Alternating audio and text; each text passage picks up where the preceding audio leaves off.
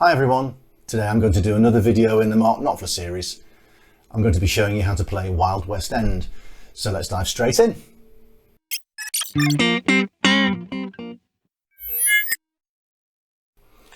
This song is off Dire Straits' self-titled first album released way back in 1978. Mark Knopfler played the main part of this song on his 1938 National Style O resonator guitar, and it's a song that baffled me for a while until I realised that it's played in an open G tuning with a capo way up on the 7th fret. So go ahead and retune your guitar, grab your capo, and we'll get into the tune. If you've seen any of my other Mark Knopfler series videos, you'll probably have heard me mention a frailing type technique that he uses on a lot of his music, particularly where an acoustic or resonator guitar is being used. This is also the case here, so if you're not familiar with that technique, check out my video on how to play in that way if you'd like to explore in a bit more detail. I'll put a link in the video and in the description so you can find it easily. The bulk of this song is based around three chords, which are D, E minor and G. This is how they're shaped and played. So the D chord in this configuration, where we're in an open G tuning but on the 7th fret with a capo, is really just the open strings. But the way Mark Knopfler plays the opening salvo, if you like, is with index finger, and I use the third finger. You can use the second finger. I just find the third finger is a little bit more comfortable for me. And then there's a slide up.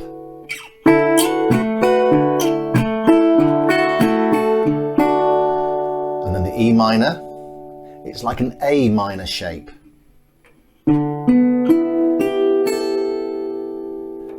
So first finger on the second string, third finger on the third string, 2nd fret, and middle finger on the 4th string, 2nd fret. And then for the chord of G, literally just take your 3rd finger off.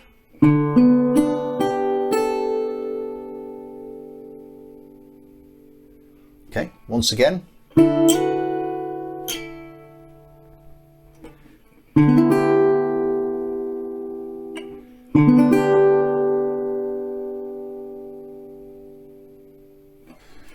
Before we get too deep into the fretting hand work, let me just show you the secret to the picking hand for this one. You need to get your picking hand working like this. Let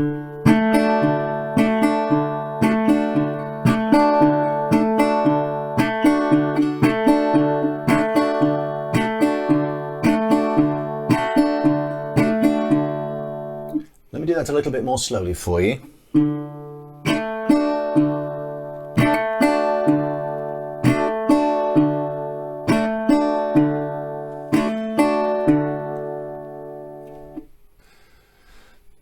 This is the rhythm section of the guitar part, and it's worth practicing it so you can just do it really without thinking about it.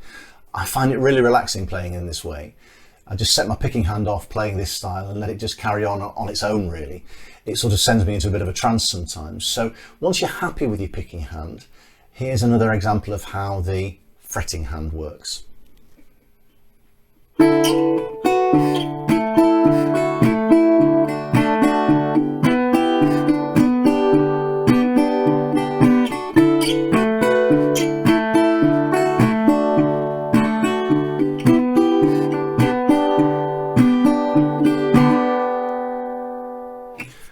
So the D shaped like this and played with a slide up, a full step or a tone to give that familiar sound. And back down again.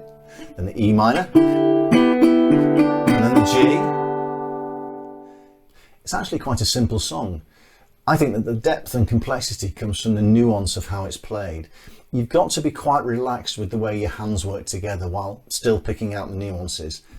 It's these subtle variations that I think add the real musicality into this. So as you're practicing, learn to listen to what you're playing. The 2nd and 3rd chords, so the E minor and the G, again, shaped like this.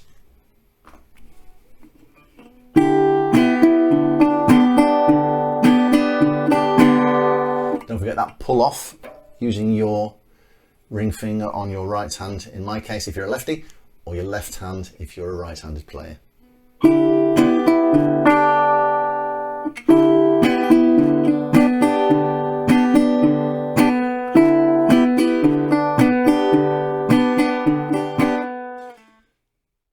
So the same is true of those chords as well. A relaxed and nuanced style will give you some lovely subtle variations. And that's actually the bulk of the song done. The final part is that lovely section at the end of the chorus. Let me show you how this is played. Okay, so the fretting hand, like this. Index finger, second fret of the A string, ring finger, third fret of the D string, middle finger, second fret of the G string, and your little finger, or your pinky if you're watching in the Americas, is the third fret of the B string. And here's how the picking hand works on this. So just leaving this fretting hand alone for now. So this picking hand, once you've got that chord shaped, it's a very simple run up the strings and then slightly back down again. Let me show you what I mean.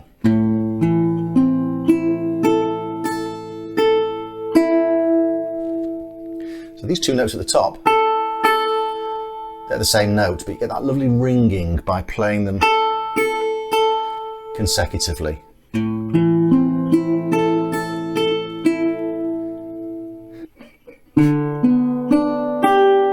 That's the G string again, just these two fingers. And then the next set of notes you're playing is actually a bar across here.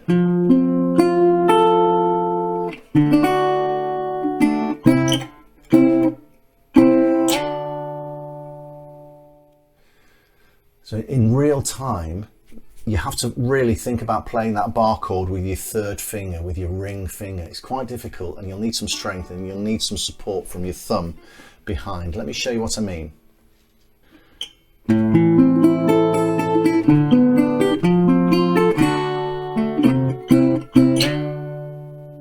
again.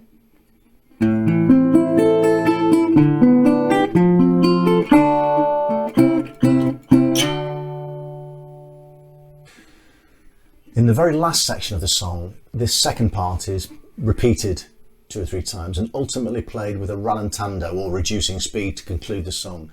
If you listen very carefully to this on the original album version in the last section, there's actually a subtle change from this section, from there. I think what he does is this.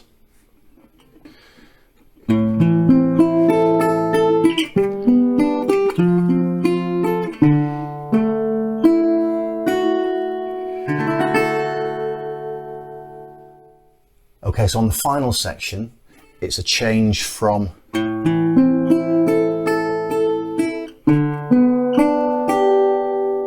to this.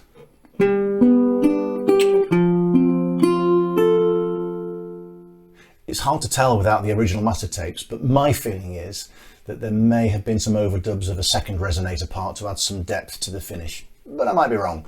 Let me know in the comments if you know. So that's Wild West End.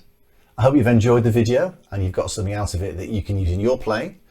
Look out for my next video coming along in a week or so. And in the meantime, happy practicing.